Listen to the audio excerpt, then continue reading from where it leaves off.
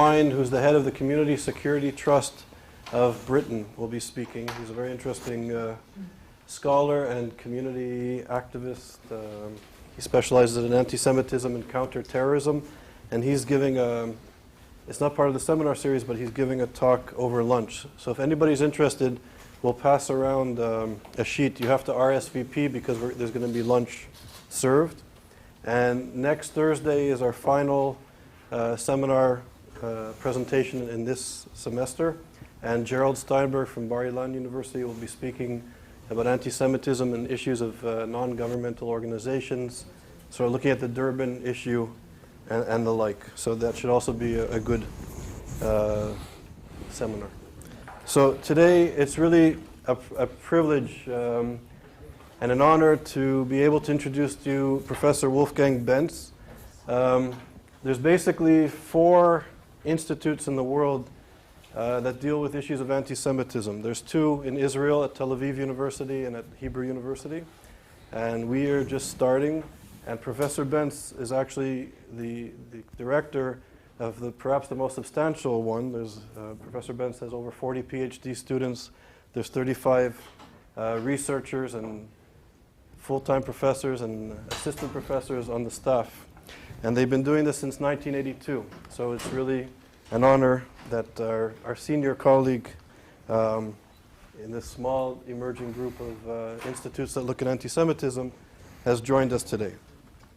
Today, Professor Benz, the title of the talk is Anti-Semitism as a Phenomenon of Everyday Life in Contemporary Germany. Professor Benz, in addition to being the director of the Center for Anti-Semitism in Berlin, was a professor in Munich until 1990 when he joined the faculty in Berlin at the Institute dealing with anti-Semitism. He's a historian of tremendous repute. He's worked on issues of the Holocaust and issues of anti-Semitism in German society and historically, and he's published widely. He has dozens of books and many dozens of articles, so it's really a privilege to have a leading expert on the issue here with us. So, Professor Benz.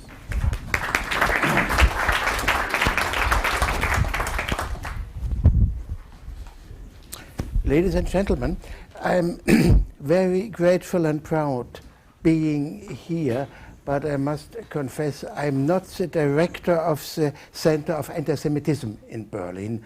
I'm director of the Center of Research on Antisemitism in Berlin, and I think it's worthwhile to declare this because when I started in 1990 with this work, I gave a call to the Jewish community in Eastern Berlin, and the chairman was out, and he got the message.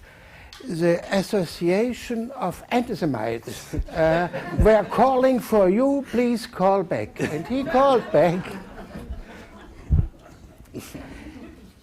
And I must apologize giving you a bad treatment in English language.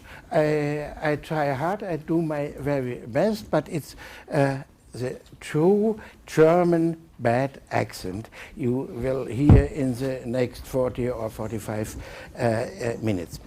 My paper has 3 chapters. Firstly, definitions and manifestations of anti-Semitism in Germany, of course. Secondly, anti-Semitism in the extreme right-wing scene in Germany.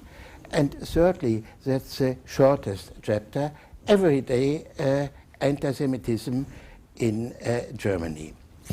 Anti-Semitism as a political and social manifestation is, with good reasons, probably better controlled, and as a statutory offense, more stringently criminalized in Germany than in any other state. This, of course, does not mean that animosity towards Jews as an everyday prejudice, as an attitude and idiosyncratic behavior has been dispelled and eliminated in Germany. Prejudices transported through traditional stereotypes and cliches, Jewish wealth, Jewish cunning, Jewish greed, Jewish striving for world domination, Jewish dominance in business, politics, culture, and the media, are as much alive in Germany as elsewhere. At best, there is a certain timid reluctance to openly affirm these images of a hostile enemy. Unfortunately, this observation cannot be generalized. Remembrance of the Holocaust is a central component of Germany's political culture.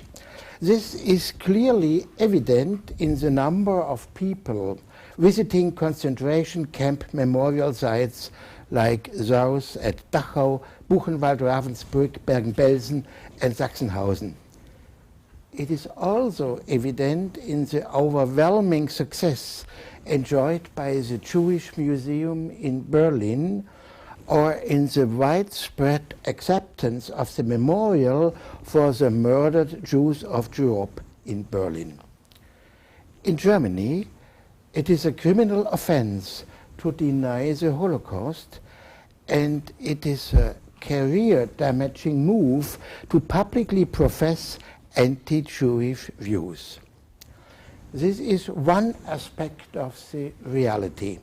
The other is a bare fact that anti-Semitism is widespread as an attitude, as a conviction, as a motive behind certain actions, and as a committed criminal offense performed as anti-Jewish propaganda, desecration of Jewish cemeteries, attacks on Jewish institutions, to name but one recent example on a kindergarten, a Jewish kindergarten in Berlin.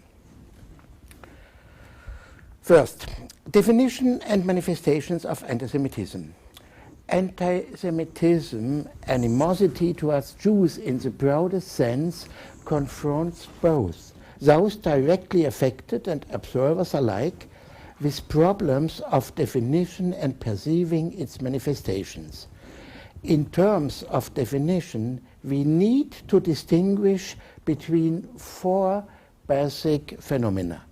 Firstly, extending from the Middle Ages into our days, there is a Christian anti-Judaism, a religiously motivated form of resentment against Jews. This phenomenon also includes elements which are culturally, socially, and economically determined. Secondly, there is a racial anti-Semitism that, based on spurious scientific, anthropological, and biological arguments, arose in the course of the 19th century and ultimately led to the Holocaust. The third version of the anti-Semitic prejudice is a contemporary phenomenon, an animosity towards Jews after the Holocaust. The assumption that the Holocaust, because the Jews are now recognizable exclusively as pitiable victims, must mean the end of all animosity toward Jews, was an illusion from the very beginning. This was proven by the pogrom at Kielce in Poland in 1946, and the resentment directed against displaced persons who lived on German soil in DP camps into the 1950s. Besides traditional animosity towards Jews, as was also articulated outside of Germany, a new form of resentment formed in post-war Western Germany, a secondary anti-Semitism. This secondary form is an independent phenomenon that is less obvious in its manifestation, but with a significant latent potential. This third phenomenon of animosity towards Jews feeds on the feelings of shame and defensive reactions towards guilt. Resentments against Jews are mobilized not despite, but because of Auschwitz, and crystallize around compensation and indemnification payments. For how much longer will we be forced to make amends? Whether the innocent generations will still have to pay for the Holocaust? These are examples of the kind of battle cries which rang out.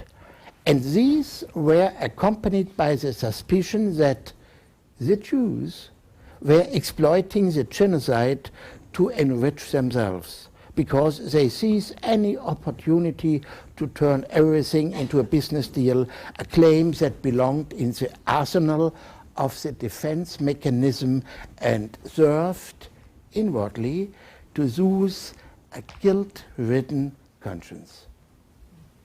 Secondary anti-Semitism is initially a West German phenomenon, for it linked into the restitution payments which the German Democratic Republic, East Germany, did not pay. Instead, another manifestation of anti-Jewish resentment took hold there, namely anti-Zionism, which, as a fourth basic phenomenon, became a decisive component of politics and propaganda in the German Democratic Republic, and consequently also in the socialization of East German citizens. These four basic phenomena, religious anti-Judaism, racial anti-Semitism, secondary anti-Semitism, and anti-Zionism, form the framework for examining animosity towards Jews in contemporary Germany. But further different... Is there any way to get a speaker so that we could hear you? You know, Maybe, do you want to maybe move closer? well, Just not. I just don't hear. I have a microphone here. Do you have? Yes. If you have one, I'd appreciate it if you used it. Shall I cry louder? I don't know if it'll work. Why don't you come and sit where I'm sitting? What, you want to sit here? I'll be right in front of you. Okay? The mic will. I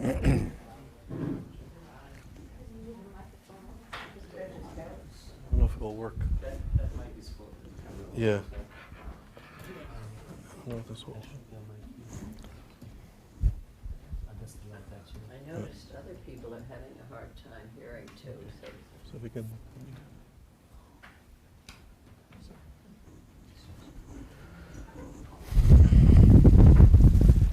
Talking to the light. Okay, I don't think.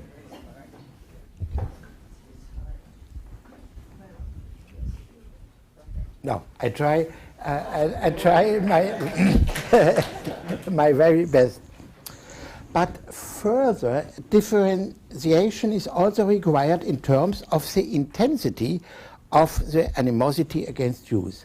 When studying its appearance, we distinguish between manifest anti-Semitism, which expresses itself in attacks against persons, damage to property, and propaganda offenses, and a latent anti-Semitism, which is evident in everyday discourse, at most as a silent agreement about the Jews, but remains mainly on the level of attitudes and views, and is thus above all expressed in opinion polls, and only expressed in opinion polls.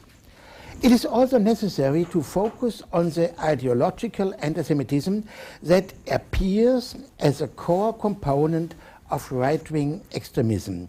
This anti-Semitism is to be distinguished from the other forms through its aggressive refusal to accept historical facts, expressing both a defensive motivation, that means it should not have happened, therefore we deny what happened, and an offensive one, whereby the Jews are considered to have been responsible for their tragedy, or at least share a complicity in it.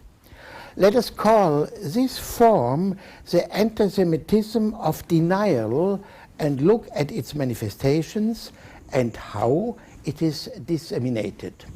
Denying the reality of the Holocaust, not wanting to accept the murder of 6 million Jews, and the continual arguing of points diminishing the scope of National Socialist crimes, this was and remains the domain of a small circle of ideologically committed apologists for the Nazi regime, known as the so-called revisionists. Originally, the efforts to correct history, counter to the facts, and to establish a neo-Nazi image of history isolated the international revisionist cartel of Holocaust deniers not only from the majority of the population, but also from many right-wing extremists who wished to avoid being perceived as neo-Nazis. This situation had changed by the 1980s at the latest. Although no serious historian belongs to the revisionist circle, and the denial of the National Socialist genocide stands under criminal prohibition in Germany, the 1980s witnessed the first attempts to provide the so-called revisionists with an entry ticket to the community of serious academic historians. Employing vague formulations, the historian Ernst Nolte in Berlin, for instance, attempted to create the impression that it would be worthwhile to examine the arguments put forward by the revisionists, and moreover, he even had the presumption to make the fantastic claim that these ideological producers of the so-called radical revisionism, active in the United States and France and Sweden and Belgium, that is, the deniers of Auschwitz, were superior to the established historians in Germany. In their, I quote Nolte, mastery of the source material and especially their critical ability to verify sources.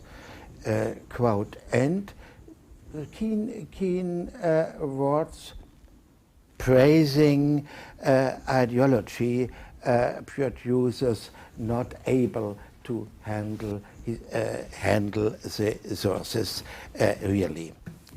The attempt to portray the revisionists as serious historians failed, as the public debate amongst historians in the late 80s demonstrated. This very public debate revolved around the question of whether Auschwitz was merely a reflex to the crimes perpetrated by Stalin, and though with this historical precedent not singular and lost grave. The debate has left deep scars and created a certain helplessness and disorientation amongst the public, which expressed itself in a growing disinterest for historical problems and issues. a German writer expressed publicly what many feel, and his views found applause and ignited a continuing argument, an aversion to a subject that touches everyone with painful embarrassment, that makes one feel helpless and awkward, and in response to which normal ways of behavior are not possible. The appeal proclaimed by the German writer Martin Walser in the autumn of 1998, calling for the remembrance of the Holocaust to become a private matter, has set off a discussion in which the emotions of many citizens were publicly articulated in such a way that revealed them to be motivated by a desire to reject the need for a collective, not a private, the collective remembrance of Auschwitz. This was not a denial of what had happened, nor a devaluing of guilt. It was, though, the expression of a wish to have the topic excluded from public discourse, and thus to qualify its significance. There are, allegedly, other problems which are currently more important and moving, they are claiming. More crucial than such external mechanisms relativizing the singularity of the Holocaust, in which the argument of increasing distance to the event also plays a role, are the other manifestations emerging out of this disinterest and ignorance, such as the erosion of consensus about historical truths and the attempt to construct secondary historical images, an attempt that at the same time seeks to deconstruct a historical culture fostered out of the experience of the National Socialist past. Veiled in the stereotypical regret about crimes perpetrated by a small minority, anti-Jewish resentments are mobilized and linked to topics like the debate about the Holocaust Memorial in Berlin, compensation for Holocaust victims, and the suspected Jewish influence in Germany and the world. The construct of Jewish aggression expressed in the insinuations that Jews are perpetrating the accusation of guilt against Germans and deviously procuring unreasonable compensation and indemnification payments is so effective because it corresponds to anxieties and resentments which are in no way restricted to extreme right-wing circles. Such emotions and reactions exist rather throughout society and amongst a minority stimulate the secondary antisemitism that arises out the defense mechanism against feelings of guilt and shame at the historical genocide of the Jews.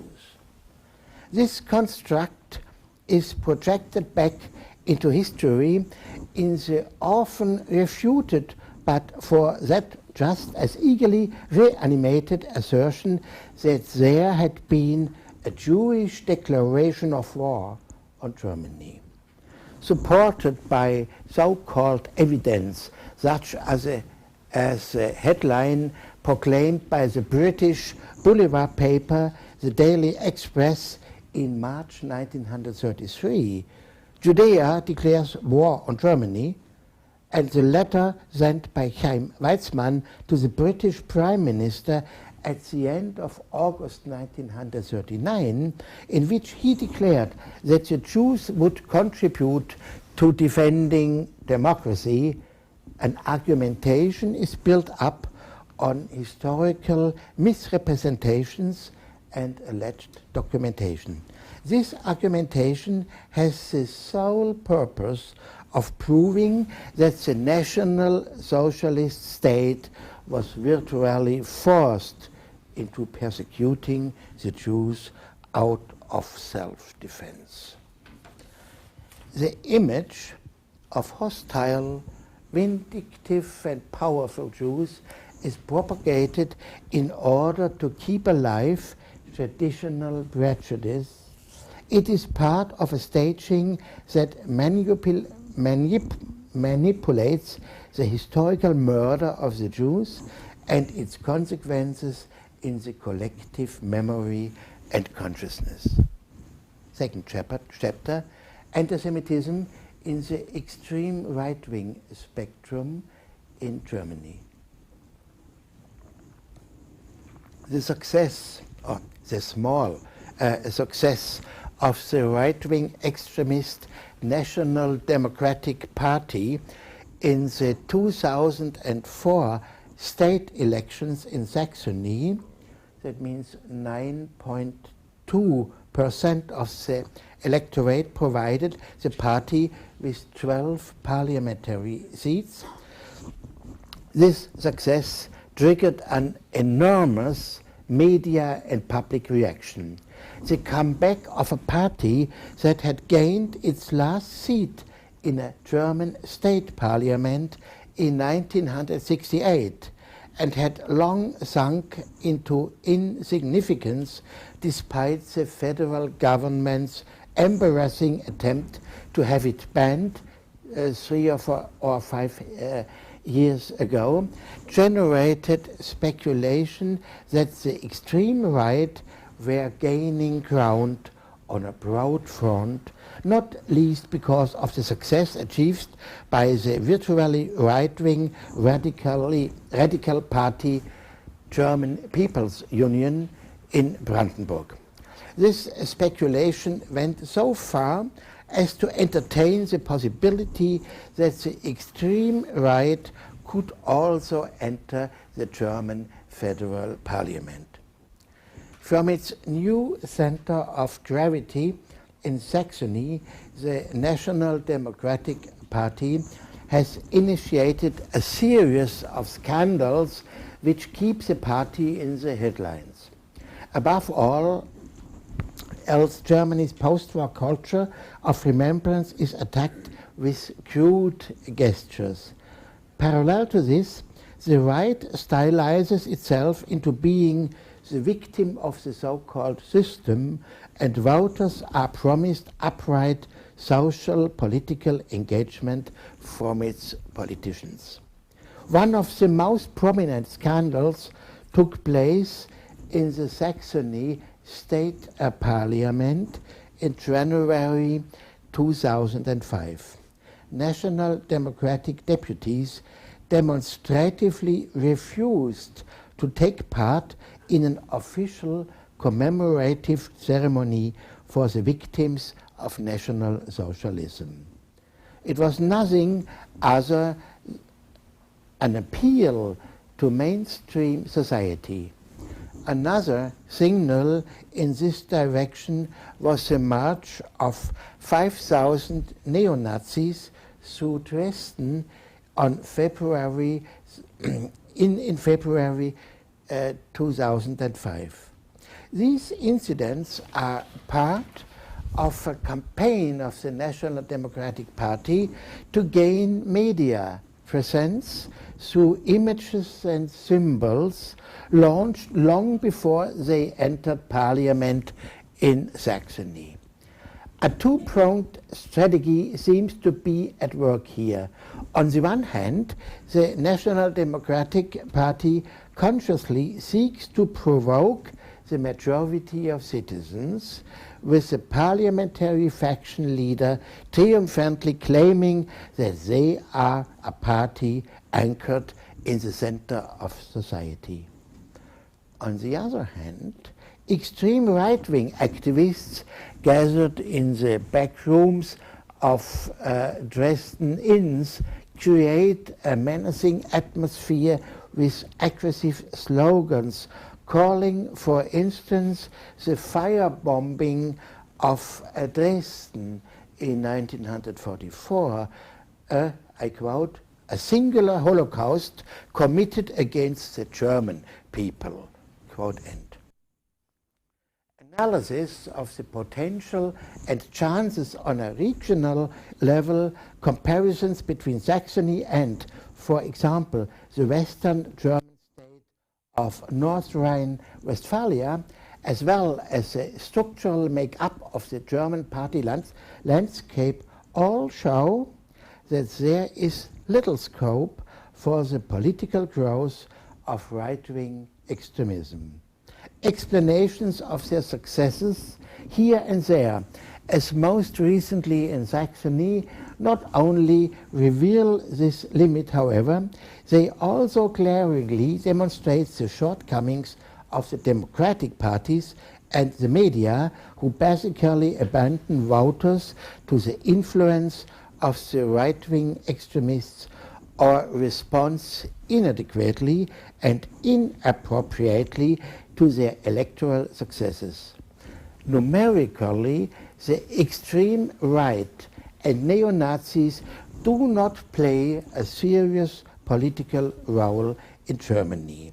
Their influence lies elsewhere, because their slogans pick up on and highlight anxieties and longings foreclosed from the discourse of official political culture. They are having a direct impact in society.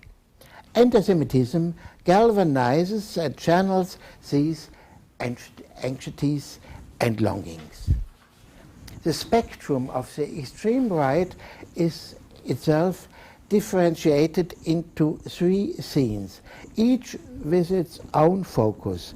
There is a discourse articulating their ideas and positions, an activist scene spreading propaganda, and a scene targeting parliamentary influence and representation.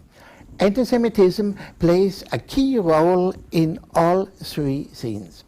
The terrain of the extremist discourse covers numerous publication types and internet presence.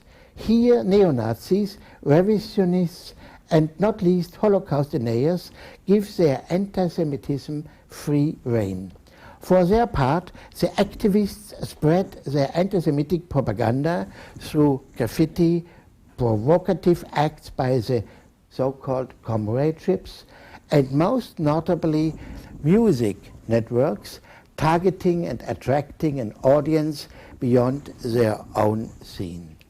The parliamentary variant of organized right-wing extremism, the political parties of the National Democrats, the People's Union, and the so-called Republicans, agitates in official party organs, exploiting anti-Jewish resentments, which are given various nuances. The National Democrats operated with codes. They write East Coast of the United States, meaning the influence of the Jews worldwide, the marginalization of the Holocaust, and positive connotations of revisionist literature. The main paper of the People's Union focuses on conspiracy theories, revelations about Jews, and legally ingeniously concealed doubts about the Holocaust. The organ of the Republicans stimulates nationalistic sentiments, avoiding overtly crass anti-Semitic constructs. Employing innuendo, the paper suggests that even arch-conservative circles are dependent upon the Jews. I will now illustrate the action radius of anti-Semitic agitation by the extreme right through three examples. Firstly, In terms of discourse, the instruments and methods employed by Horst Mahler are typical. In 2003, Mahler, coming from the extreme left to the extreme right, Mahler left the National Democratic Party because he regarded the party as not being radical enough. He propagates a rabid anti-Semitism, and this resulted in him being brought to trial for incitement, which ended in January 2005 with a 9-month prison sentence he is currently serving. During the trial, the judge called the defendant's endless tirades pseudo-philosophical justifications of obtuse antisemitism. And this is also evident in the incident that triggered the trial in the first place. Acting as a lawyer for the National Democratic Party in the aforementioned prohibition case before the Constitutional German Court, Mahler had stated, I quote him, "Hate of the Jews is a well-nigh infallible sign of an intact spiritual immune system." Quote end. In recent years, the National Democratic Party has been decisively influenced by Horst Mahler in this direction. Activist antisemitism works with appealings and challenges, mainly present in the less structured in the German youth scene. It agitates with music, concerts, and the dissemination of recordings. For example, one song by an extremist band has all the characteristics of a call to action. In translation, the call is: Germans rise and resist. Fight the Jew riffraff. Germans rise and resist. Place the Jews against the wall. German rise and resist. Buy no more from Jews, then Germany will again only be for the Germans. If we understand antisemitism as a sum of the forms and expressions of animosity towards Jews evident in the four main currents of religious anti-Judaism, racially based antisemitism in the narrow sense, secondary antisemitism as a post-genocidal expression of defense mechanism suppressing feelings of guilt and shame, and anti-Zionism as an eliminatory hatred of Israel, then it is prevalent as a key element in the ideology and agitation of the right, an element that, in the eyes of its adherents, makes sense of the world. There are 5 main variants of antisemitism understood in this way. Firstly, there is a marginalization and relativization of genocide, doubting the number of victims, playing off the Holocaust against the Allies' conduct of the war, reference to alleged Jewish plans to destroy Germany. Secondly, defaming individual Jews with the connotation of generalization because they are Jews. Thirdly, there is a hatred directed against Israel. Fourthly, attacks targeting the culture of remembrance fostered by a democratic society, imputing Jewish pressure to suppress the Germans through guilt feelings, blackmailing the Germans into paying exorbitant restitutions. And fifthly, nationalist or patriotic feelings are stimulated by blocking off guilt feelings and indeed reversing the burden of guilt assertions of an eliminatory anti-German campaign.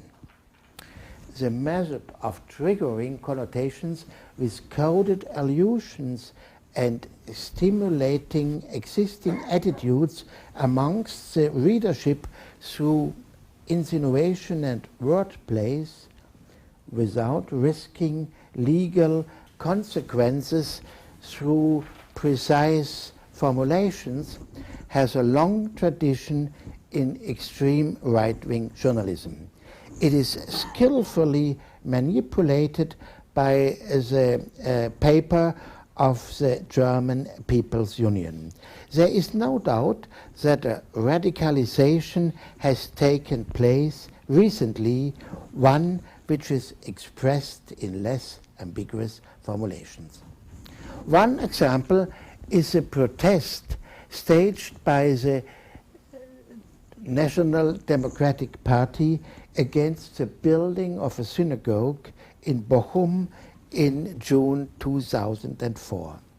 The deputy chairman of the party in North Rhine-Westphalia held a speech in front of 210 demonstrators in which he implied, referring to the Babylonian Talmud as he claimed, that it was integral part of the Jewish religion to abuse children. He was, and then he declared, we don't want a house of praying for such a religion. He was sentenced to a year prison for incitement. In summary, we may say that the extreme right-wing scene, and in particular the National Democratic Party, has become more radical in the last few years, and this includes the propagated antisemitism. In amalgamation with anti-Americanism, aggressive hatred of Israel serves as an outlet to articulate atavistic anti-Semitic emotions. Parallel to this, secondary anti-Semitism, that is the animosity towards the Jews feeding on the defense mechanisms against remembering the Holocaust, is instrumentalized in connection with the provocative denial of the culture of remembrance. One cannot speak of a new anti-Semitism because neither new content nor new methods are recognizable. What is evident, however, is an animosity towards Jews that utilizes traditional stereotypes but propagates them more openly and offensively, as was the case in the past.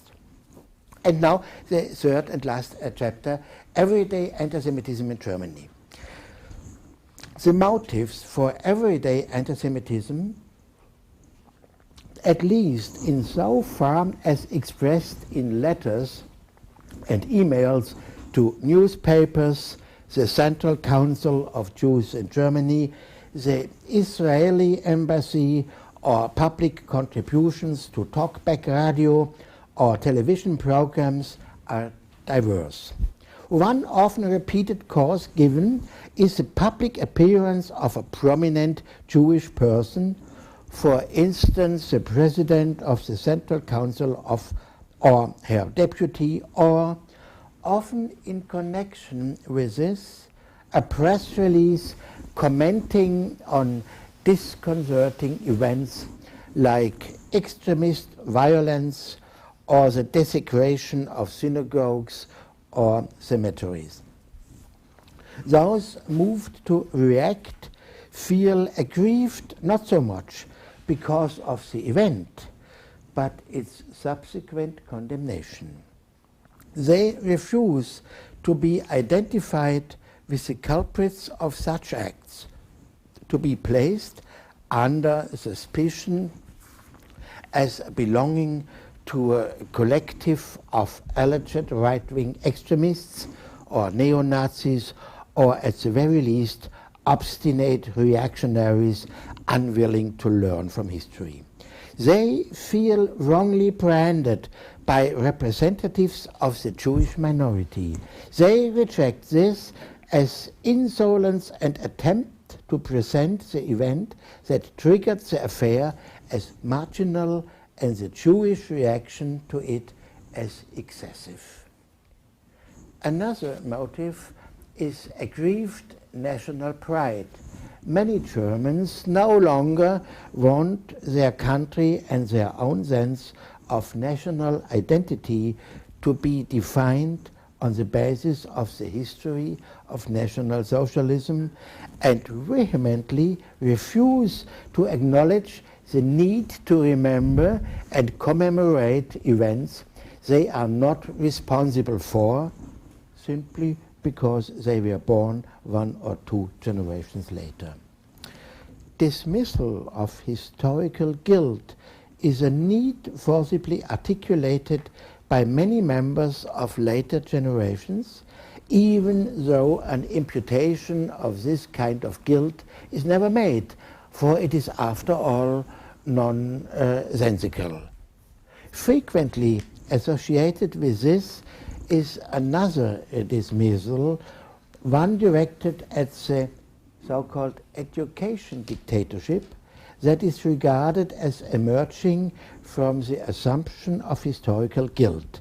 Here, the representatives of the Jewish minority are perceived as wielding this dictatorial authority in the name of the victims, employing as their vassals the non-Jewish majority as representatives of the historical perpetrators.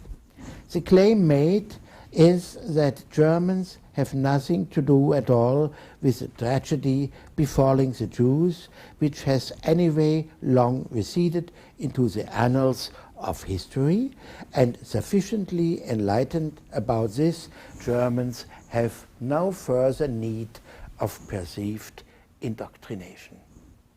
Long anchored in historical memory are stereotypical notions of Jewish wealth, of Jewish shrewdness in business deals, of avarice, and the conviction that Jews are given preferential treatment materially, receiving unjustified restitution payments or outrageous state subsidies, ultimately at the expense of the majority and so the nation's own welfare. A further motive for animosity towards Jews stems from the narrow-minded anxiety of being swamped with what is perceived as foreign or strange. Jews in Germany are made responsible for this threat to one's livelihood and native culture, and are positioned as an alien power. This presses Jews into a role in which they, along with asylum seekers, migrants, and foreign criminals, represent all that generates anxiety and disquiet.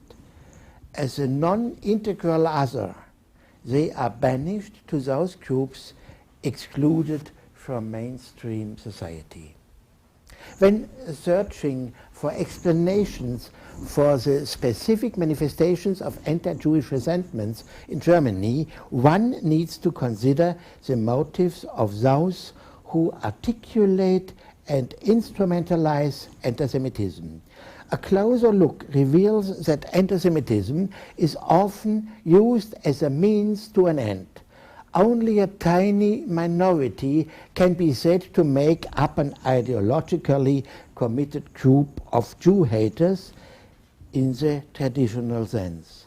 The majority of those who operate with anti-Semitic prejudices, stereotypes, and cliches are pursuing specific political goals, usually patriotic or nationalistic. The secondary anti-Semitism expressing guilt feelings in relation to Jews may intensify into redemptive anti-Semitism. This occurs when release is sought from the psychological strain of guilt stemming from an awareness of the genocide. Prerequisite for this redemption is, however, a reversal. The Jews are to blame. Their status as victims must be suspended. Perceiving Jews as the perpetrators of crimes allows feelings of empathy for their victims. Guilt and disquiet to be replaced with taking side against the Jews. Of course, reasons have to be found for this reversal, for instance, the policies of Israel. Israel's political line towards the Palestinians is seized upon as a welcome lever for defaming Jews and withdrawing empathy from them. Criticism of the state of Israel, in itself just as legitimate as a critical view of United States foreign policy, becomes for many a means for channeling and venting general anti-Jewish emotions. But certain slips of the tongue unmask the true intentions, and the askew comparisons and recourse to Nazi vocabulary make it clear what is really at issue. Taking the side of Israel's enemies enables alleged taboos and prohibited lines of thinking to be circumvented. Realization that the image of Jews propagated by anti-Semites is a construct that is not dismantled by the reality of Jewish life in Germany marks the starting point of the crucial insight, namely that anti-Semitism is a deformity stemming from the majority society, and the Jews are not to blame for anti-Semitism. To know how this construct exerts its impact establishes the prerequisite for a further insight. Images of a hostile enemy are exclusory, and by excluding other groups, they generate a sense of community amongst the majority. This turns minorities into vulnerable and undesirable aliens. When Jews are considered as aliens, when asylum seekers are slandered as criminals, when foreigners are perceived as a threat to a harmonious society and vested rights, then this mirrors the aggression and anxieties of the majority. Anti-Semitism is therefore not to be understood as prejudice against a specific minority, isolated from the broader social context. Rather, anti-Semitism is a prototype of social and political resentment, and for this reason primarily an indicator for the current state of a society. I tried to give you a view on the state of German society dealing with anti-Semitism in everyday life. Thank you very much.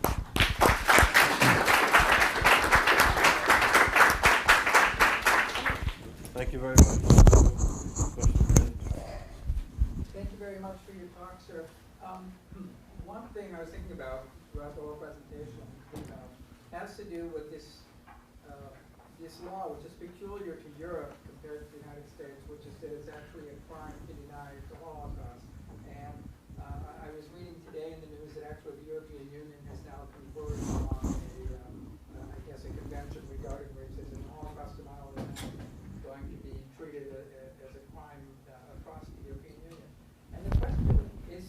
sense, which is, do you think this is a good thing? In other words, is it good public policy to make someone who is, from a historical point of view, telling a lie, to actually saying that that is a criminal thing to do and is deserving of punishment?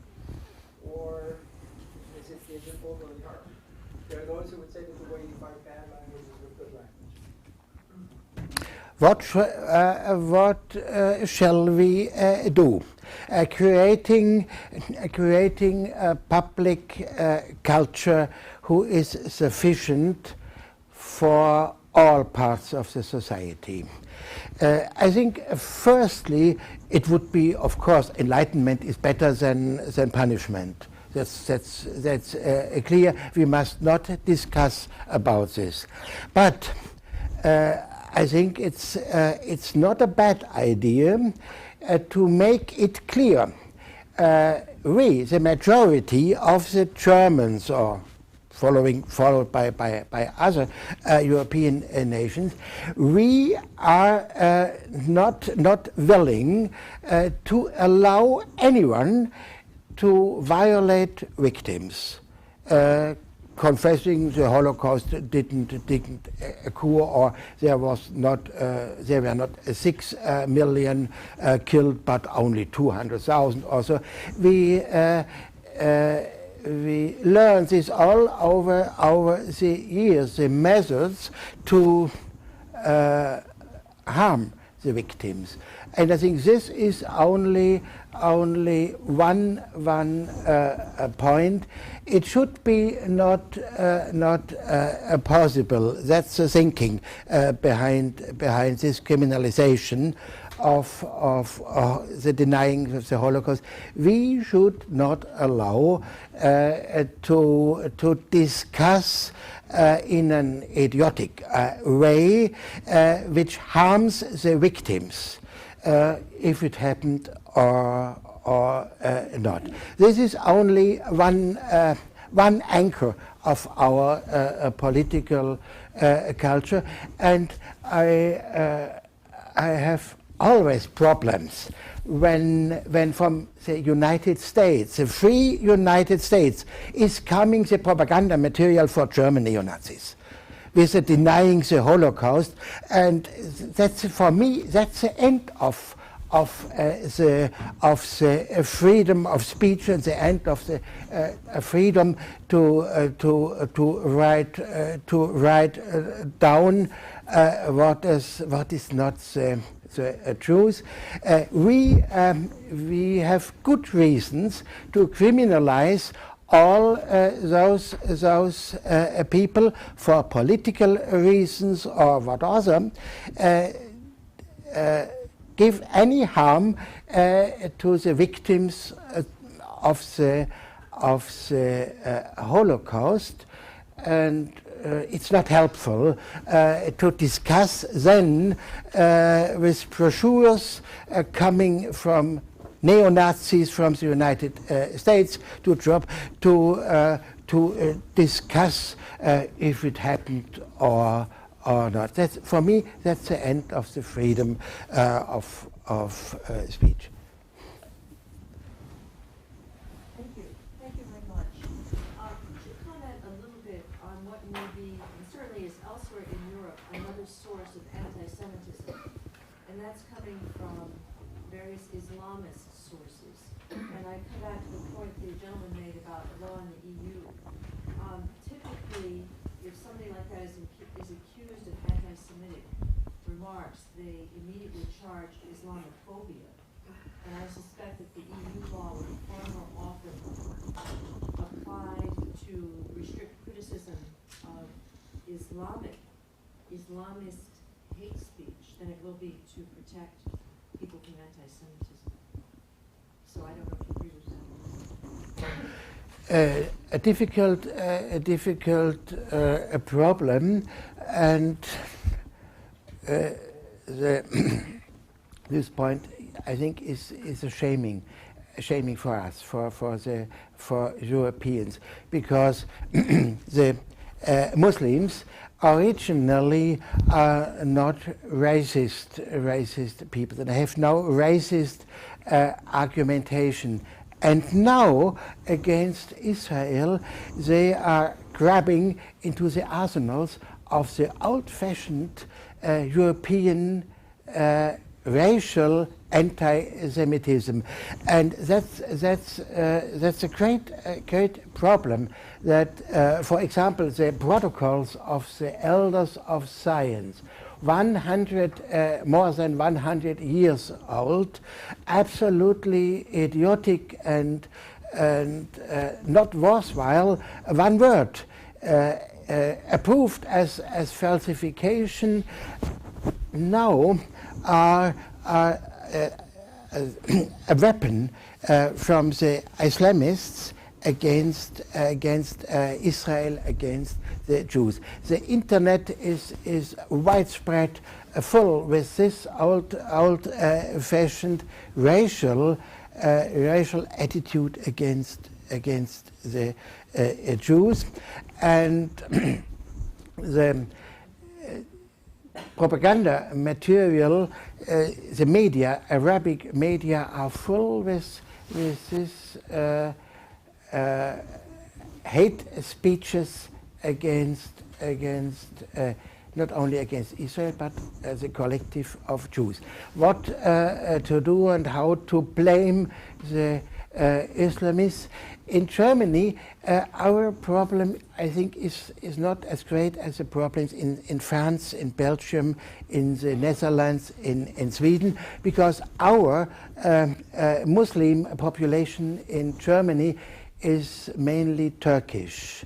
And we have not the Maghreb problems like France with young Arabs in the suburbs of the towns. But we in Germany, we can wait for the confrontation with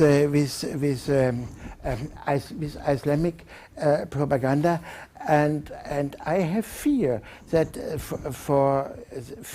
there will a confrontation between anti-Semites and anti-Islamists, and I think that could be not anything of health.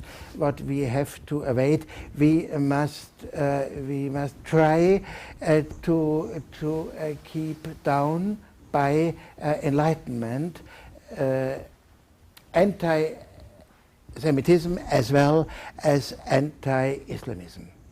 So, I'm just going to take the prerogative to follow up on this question. I was in Berlin for the first time in November, and I was impressed that when I turned on the television, there were, I think, 3 Middle Eastern Arabic television stations through satellite. So what impact is not just the radical Islam in the population of Germany having, but I think images of Jews and images of anti-Semitism, which were banned, that's now, as you said, available on the internet, is also seemingly available on satellite television for the first time. So is this only being consumed by Turkish and Muslim immigrants to Germany, or is it now being also consumed by the radical right, and they're seeing images for the first time that were basically banned since the end of the war? I think it's only consumed by people who know the language and which are able to understand. And this is the Turkish people, this is Arab people, and not the German majority. We are not able to read the widespread Turkish newspapers in Germany. We know that's not. There is dangerous material within, but it's not the Germans. The Germans are not reading these newspapers, and the Germans are not listening to Arab Islamic channels. I had a question about the educated and the Republikaner, who traditionally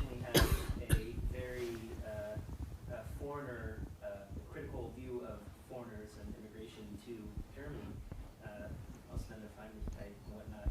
The question is, have you seen any connections? I mean, everyone's sort of skirting around this issue, but have you seen any definite, concrete evidence of people within the NPD or Republikaner having any connections to some of the Islamic fundamentalists at all? I mean, that's happened in this country and in other countries as well, where you have sort of a brown-green coalition in addition to a red-green coalition. But are you seeing anything like that, or is their hatred of the foreigner so great that they can't come together over their distaste for Israel?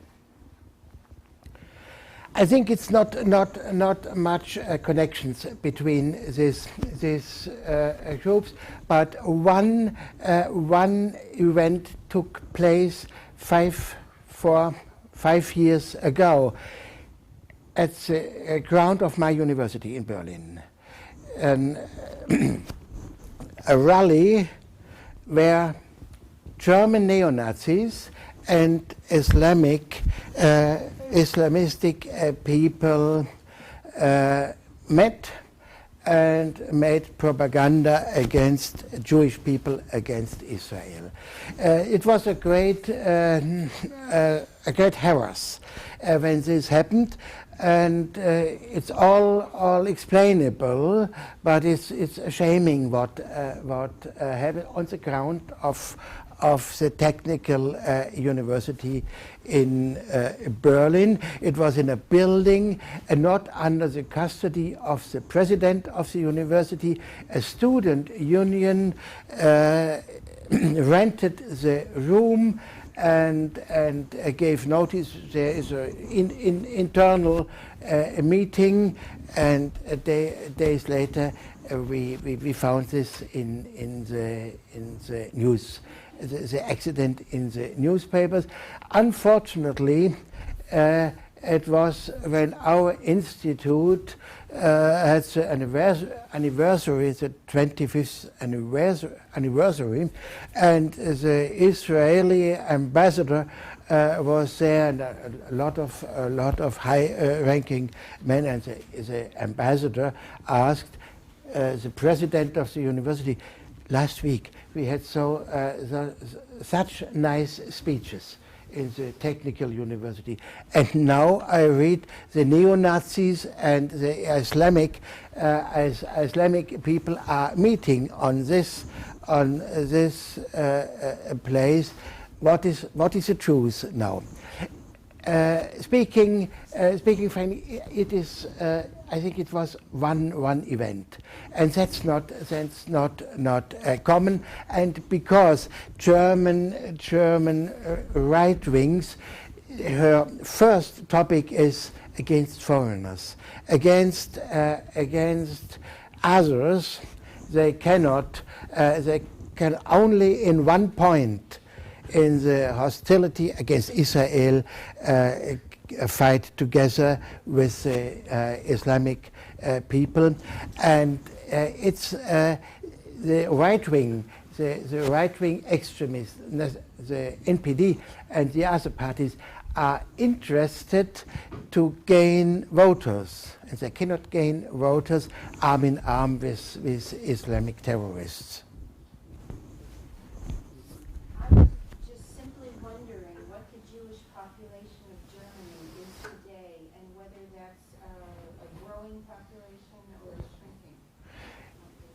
It's a very, very growing population.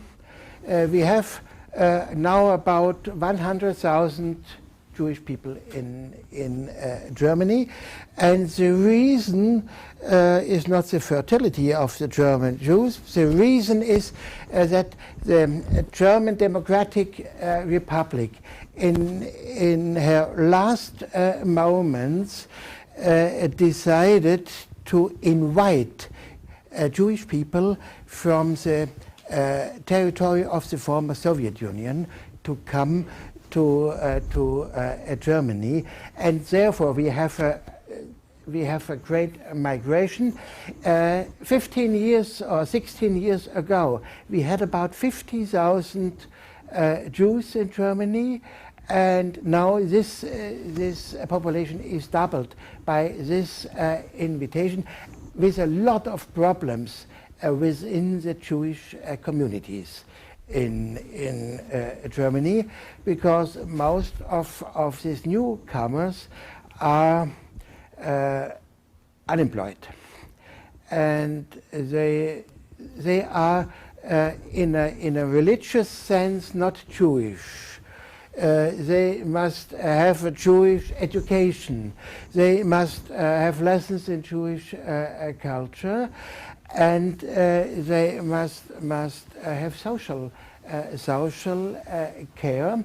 Most of them are very high educated, but it's difficult to gain jobs or in the German market. I think on the example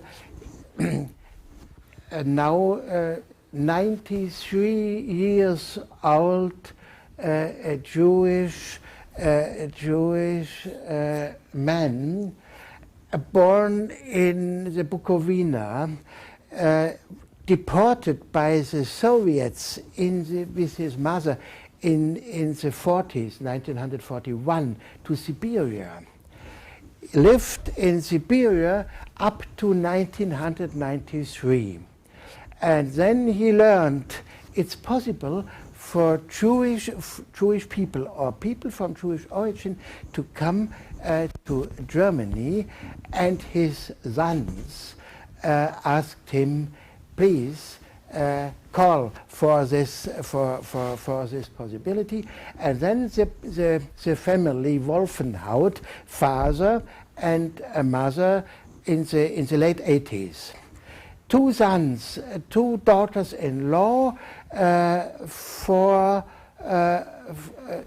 or 4 young people from the next generation came to Germany. The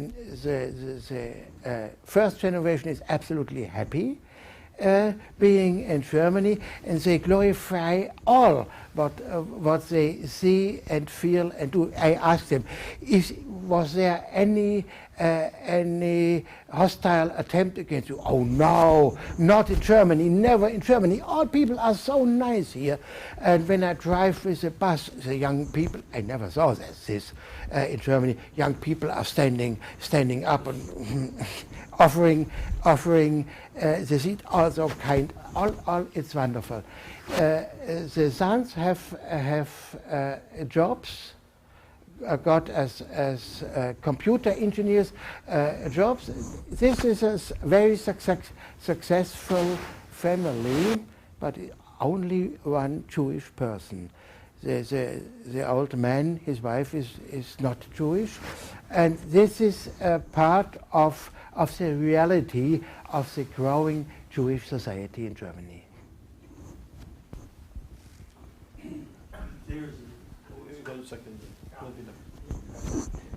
We spoke at length about the right-wing anti-Semitism, but we hear a lot about the new phenomenon of the left liberal anti-Semitism, kind of anti-Semitism of the nice people. What are the causes and characteristics of that kind of anti-Semitism? I tried to explain a little bit. This is the hostility against Israel, the empathy for the Palestinians. This is the valve for feelings, for undercover feelings. It is not good for the career. It's not good for the image to be an anti-Semite in Germany. Therefore, liberals or left-wing people make this very undercovered. But I think the problem is overestimated. I cannot see the left-wing anti-Semitism in everyday life. It's only just the problem of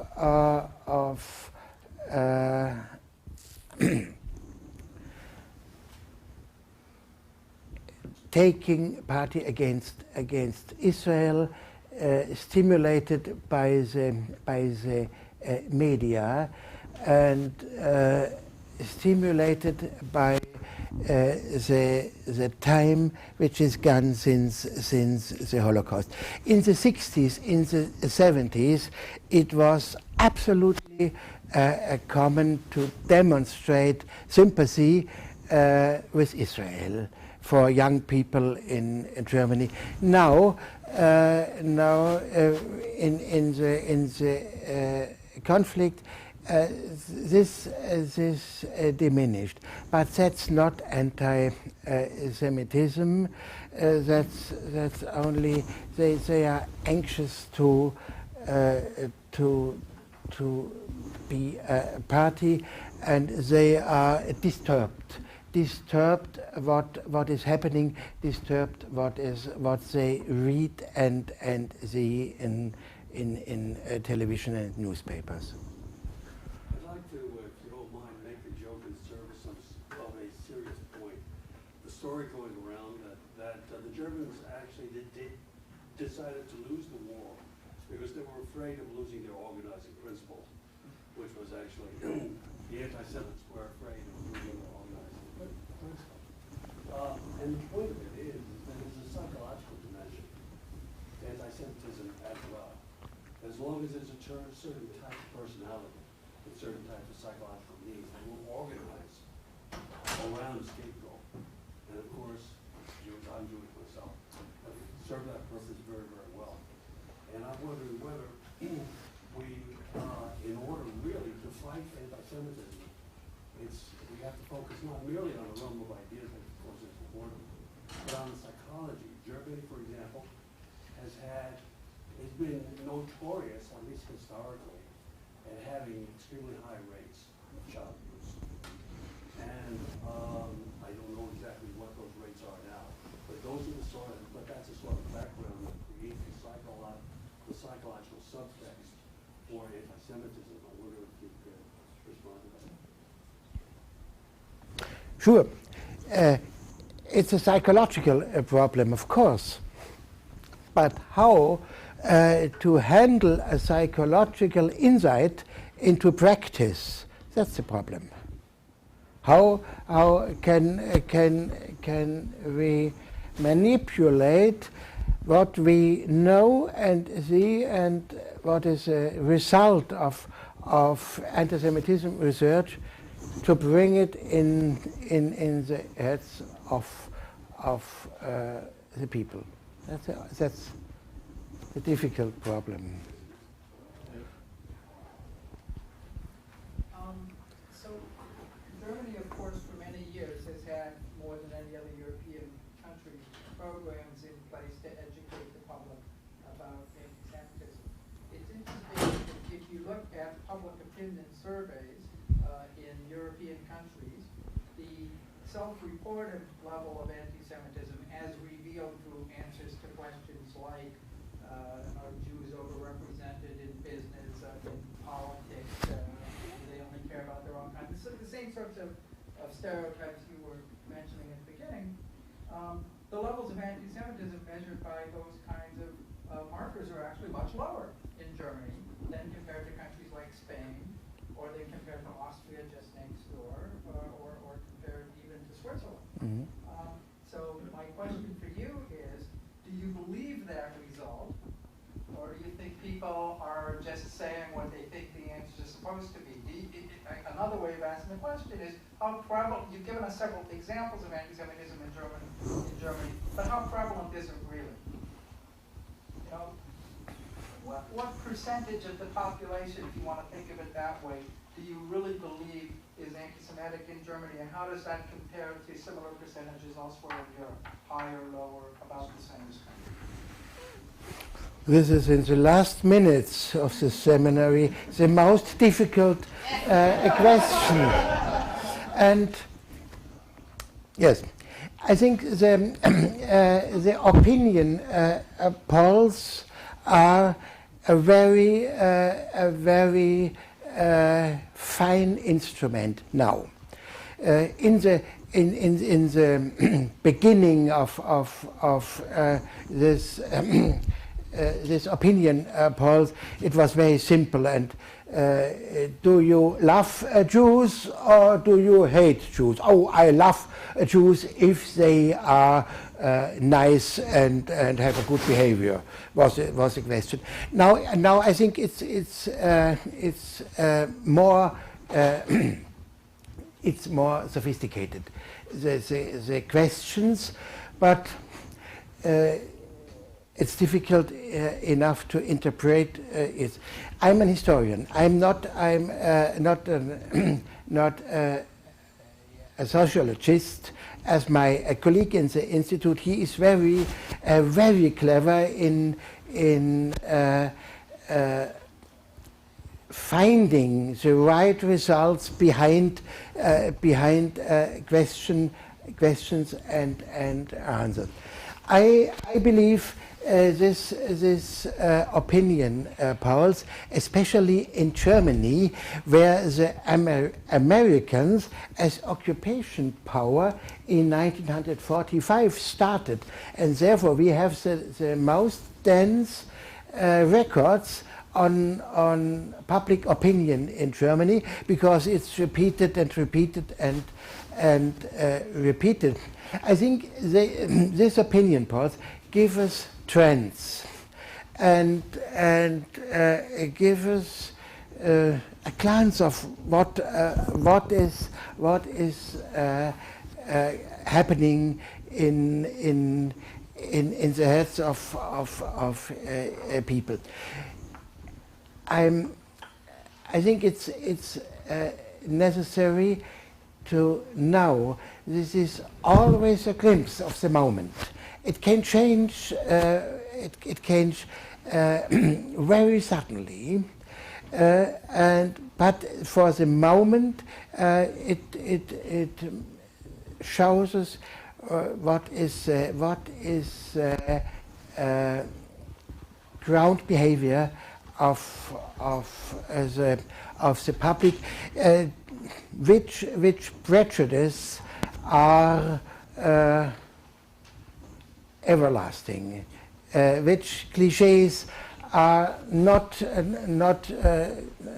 being destroyed ever. And this to know these things, I think that's a first step for arguing, a first step for enforcing a little bit enlightenment, what is happening, what we have to do to keep the problem in this dimension as it is. We know we cannot destroy anti-Semitism, but we can watch, and we can and we must try to keep the majority on the right side, and therefore I think the opinion polls are helpful and not more. The final question. Of course, it is clear that anti-Semitism is an age-old tradition, almost, I would say, in Europe, and especially in Germany, and even more so in Austria, where I come from. It goes back to hundreds of years, and will probably basically not change. What you said is true, that for a time after the Third Reich fell, anti-Semitism was so unpopular that nobody wanted to admit to it. And what I think you said, there was a cover over it. That cover is beginning to loosen up. because anti-Semitism is again quite a popular movement, not just in Germany, not just in Austria, but also in, as you say, in France, in Holland, in Belgium, in countries where liberalism and toleration was actually a tradition, and they are now beginning to be also anti-Semitic. How do you feel will Germany, where will it end? In another Holocaust? As I told, I'm an historian, and I have to look back and to give answer what happened, and to say the younger generation what happened, and with intention. It should never happen. It may never happen, but I cannot say what is coming. I'm helpless. Giving lectures in the moment, my regular lecture on genocides in the 20th century. And this is the point where nothing is learned. The United Nations made up in 1948 the genocide resolution, and now we have a definition. What is a genocide? But nobody is interested. Now higher politics. What is happening in Darfur, in Africa? It's a genocide. But the allies of the Sudan say, oh, that's not a genocide. That's interior problems of this country. Tribal problems or such. That's the problem. Denying the results of history by politicians, by the people. That's the problem. And not will it appear again? It appears. It appears here and there. In Bosnia, in Darfur, in Uganda, in Rwanda, it's one genocide per year in the average, and the United Nations are debating, and sometimes a resolution, but.